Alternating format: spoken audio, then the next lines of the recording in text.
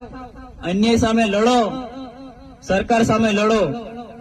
અત્યારે આપણે જાતિનો દાખલો કાઢવો હોય તો હજારો ડોક્યુમેન્ટ માંગે કે નહીં કે પેલું નોટરી કરાવી લાવજે। અલા ભાઈ, ખબર છે બધાને આપણે આદિવાસી જ છે, અને આપણે સાબિત કરવું પડે કે હું આદિવાસી છું એમ। આપણે સરકારી લાભ લેવો હોય તો 20-50 ડોક્યુમેન્ટ માંગે। એટલે ભાઈ, જે તમારે આપવાનું હોય તો તમે આપો ને, કેમ તમે ડોક્યુમેન્ટ આટલા બધા માંગો? આધાર કાર્ડ સુધારો કરો, અપડેટ કરો। એટલે ભાઈ, તમે પણ એની સર્વિસ બી તો સારી આપો। નેટ નથી ચાલતું ગામમાં, પછી કે તમે રેશન કાર્ડ બંધ થઈ ગયું, તમારું આધાર કાર્ડ બંધ થઈ ગયું।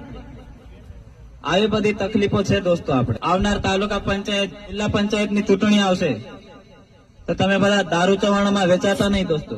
ખબર જ છે આપણા વિસ્તારમાં શું પ્રોબ્લેમ છે, તો કેમ આપણે દારૂ ચવાણાથી વેચાવાનું?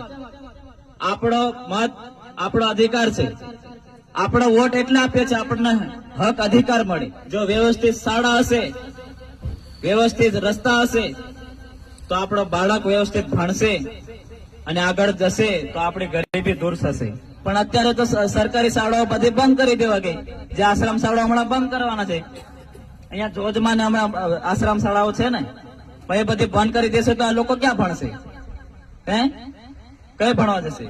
મોટી સ્કૂલમાં તો આપણે હમણાં પ્રાઇવેટ શાળામાં તો 50-50 ને 20,000 30,000 એ છે ફી છે, તો આપણે મજૂરી કરીને એમને ફી ભરી રાખવાની? જો આપણે ટેક્સ ભરીએ છીએ, આપણે એમને ચૂકવીએ છીએ ટેક્સ, તો એમાં આપણા ટેક્સ માંથી જો સારી શાળા બને, સારી કોલેજો બને તો આપણો બાળક સરકારી શાળા અને સરકારી કોલેજમાં ભણે કે નહીં? અત્યારે જીએનએમ કરવું હોય, બીએસસી નર્સિંગ કરવું હોય તો છે આપણે પ્રાઇવેટમાં ભણવાનું। એટલે ભાઈ, તમે બધી સરકારી કરી દેતા હોય તો અમારું બાળક સરકારીમાં ભણે કે નહીં? અમને 1.5-2 લાખ રૂપિયા આપણે એક વરાના ભરીએ છીએ નર્સિંગ કરવા, અને જયારે નોકરી કરવાનું હોય ત્યારે 10,000-15,000 માં બધા આપણા છોકરા નોકરી કરે કે નહીં? વડોદરામાં નોકરી કરે, અમદાવાદ નોકરી કરે,